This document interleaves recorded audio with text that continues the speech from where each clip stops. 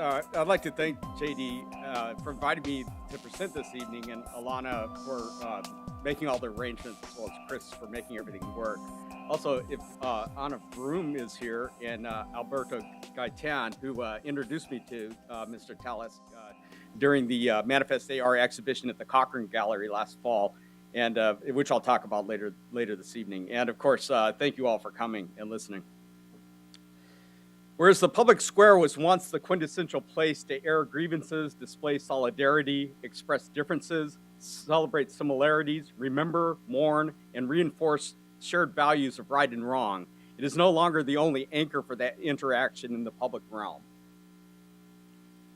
That geography has been relocated to a novel terrain, one that encourages the exploration of mobile location-based public art.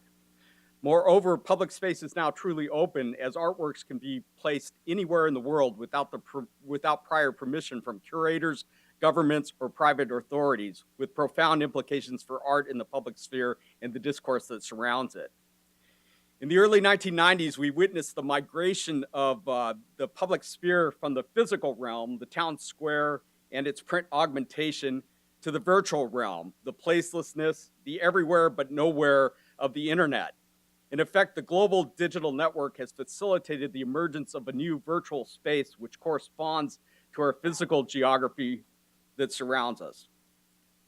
The public sphere is now crashing back down to place in the form of place-based virtual and augmented reality without losing its distributed character or its connections to the vast resources of the worldwide digital network.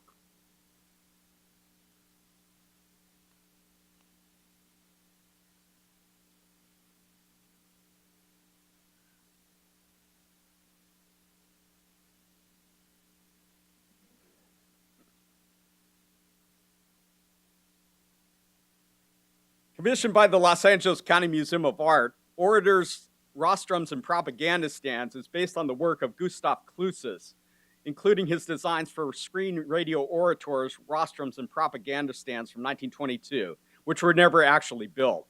Clusis was a pioneering member of the Russian constructivist avant-garde in the early 20th century.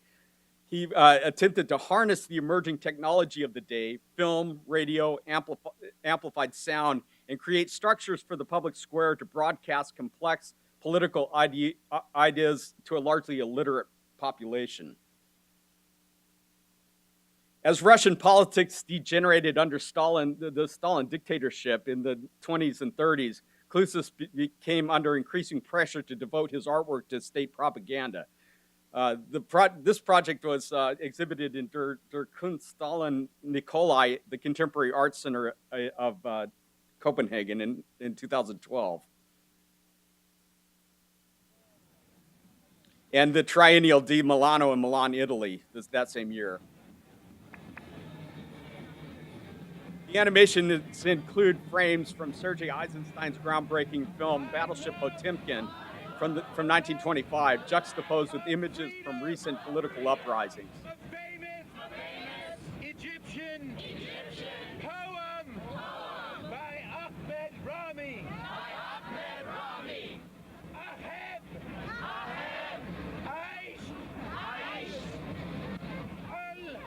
Despite his loyal service to the Communist Party, Clusis was arrested in Moscow on January 17, 1938.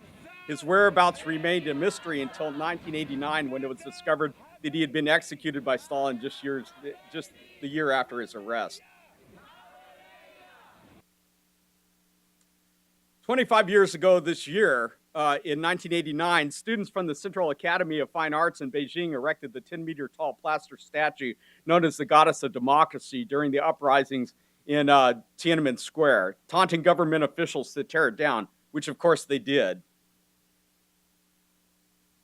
Tiananmen Squared is a two-part augmented reality public art project and memorial by the anonymous art collective Four Gentlemen, dedicated to human rights and democracy worldwide. Built for smartphone mobile devices, this project allows people to see virtual objects integrated into the physical location as if they existed in the real world. The project includes a virtual replica of the Goddess of Democracy, placed back in Tiananmen Square. The other indelible image from the Tiananmen Square uprising was, of course, Tank Man facing down a column of Type 62 tanks.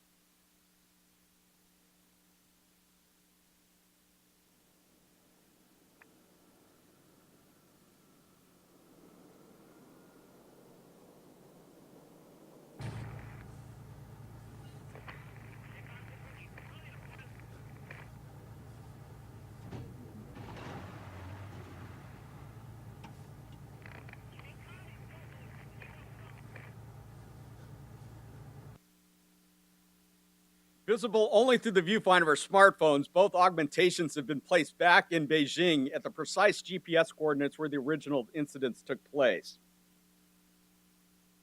Images do matter.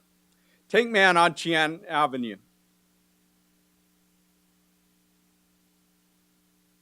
Essentially, all of the uprisings of this century have been centered in public squares. However, the physical location is now augmented and supported by social media and the mobile network, the Twitter revolutions, as they were called. Manifest AR is an international artist collective working with the emergent forms of augmented reality as interventionist public art. The group formed after the groundbreaking uninvited augmented reality intervention at the Museum of Modern Art in New York in the fall of 2010.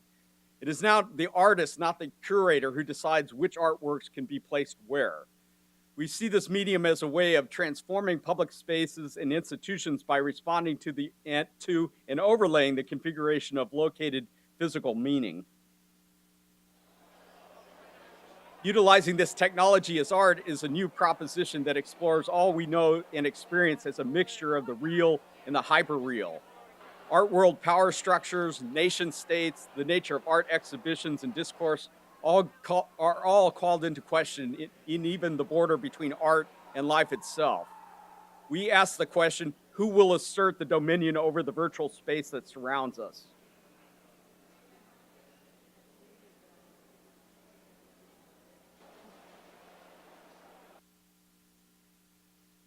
Border Memorial Fronteras de los Muertos is an augmented reality public art project and memorial dedicated to the thousands of migrant workers who have died along the US-Mexico border in recent years, trying to cross the desert southwest in search of work and a better life.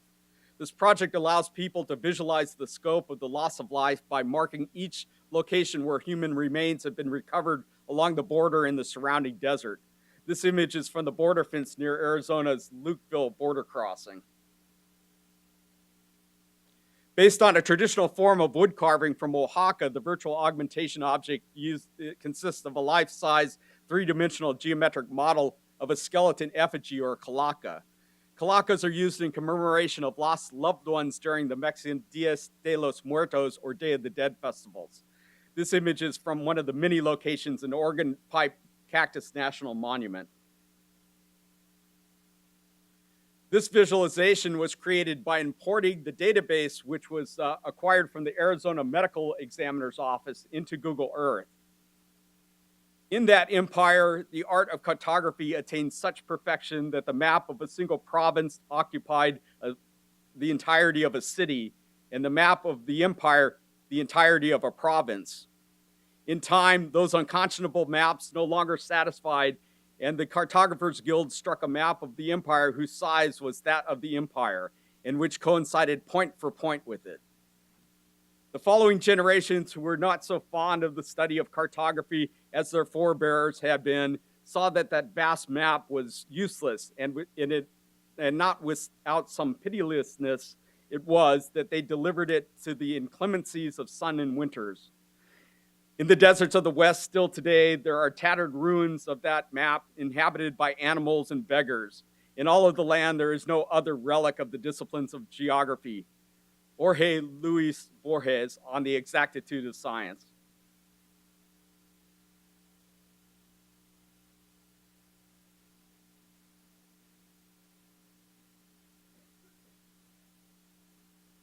Border Memorial Fronteras de los Muertos derives inspiration for public monuments and memorials such as Maya Lin's Vietnam Veterans Memorial of 1982. In the Identities episode of the PBS program R21, Lin's memorials were described as the tactile experiences of sight and sound and touch.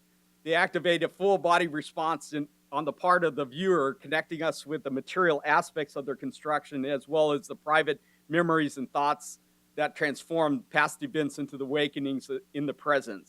The Vietnam Veterans Memorial helps shape the national identity on an individual level with the intimate one-on-one encounter embodied in the touch of a single name, and on a collective level in the act of being at the site. It is my hope that the people who might experience the similar intimate one-on-one encounter of the Kalaka as it appears on the screen of their mobile device, in a sense, they hold the memory of that individual in the palm of their hands. Imagine now the entire mobile internet and its manifestations of place as a worldwide public square. Flotsam is floating wreckage of a ship or its cargo. Jetsam is a part of a ship or its equipment or the cargo that is purposely cast overboard or jettisoned to lighten the load in times of distress that sinks or is washed ashore. Flotsam and Jetsam was produced in association with the Digital Art Weeks International in Singapore in May 2013.